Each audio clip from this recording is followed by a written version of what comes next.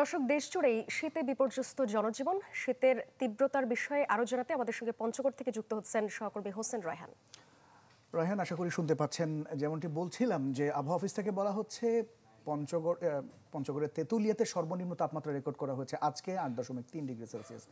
এবং আমরা এটিও বলছিলাম যে জনজীবন আসলেই বিপর্যস্ত। যারা খেটে খাওয়া মানুষ রয়েছেন তাদের কি অবস্থা দেখছেন?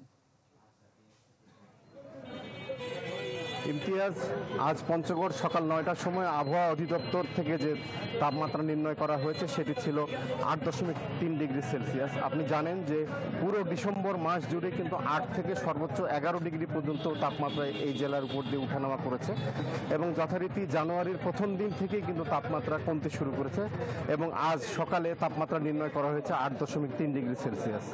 আমি আবহাওয়া অধিদপ্তরের সঙ্গে কথা বলেছি, তারা যেমনটি জানিয়েছে যে আগামী জানুয়ারি মাস অর্থাৎ এই মাসের শেষ পর্যন্ত বেশ কয়েকটি মৃদু এবং মাঝারি শৈত্যপ্রবাহ হতে পারে এই অঞ্চলের উপর দিয়ে। বিশেষ করে রংপুর অঞ্চলের 8টি এলাকার উপর দিয়ে এই শৈত্যপ্রবাহ বয়ে গেলে তাপমাত্রা সেই ক্ষেত্রে 4 ডিগ্রি পর্যন্ত গড়াতে পারে, এমন পূর্বাভাস তাদের রয়েছে এবং সামনে 2 দিন পর হালকা বৃষ্টিপাতেরও আভাস তারা দিয়েছে। তো সমস্যার মধ্যে যেটি উল্লেখযোগ্য সমস্যা, আপনি জানেন যে বাংলাদেশের সর্বোত্তরের জেলা পঞ্চগড়, এটি শীত সহিষ্ণু এলাকা। এখানকার মানুষ শীতে অভ্যস্ত। তো এখানে প্রতি বছর শীতটা জেঁকে বসে ডিসেম্বর এবং জানুয়ারি মাসের দিকে। আপনি জানেন যে পঞ্চগড় জেলায় সবচেয়ে মাঠে কাজ করে, অর্থাৎ ভূগর্ভস্থ নুড়ি পাথর চা বাগানে যারা কাজ করে সেই সব মানুষগুলো কিন্তু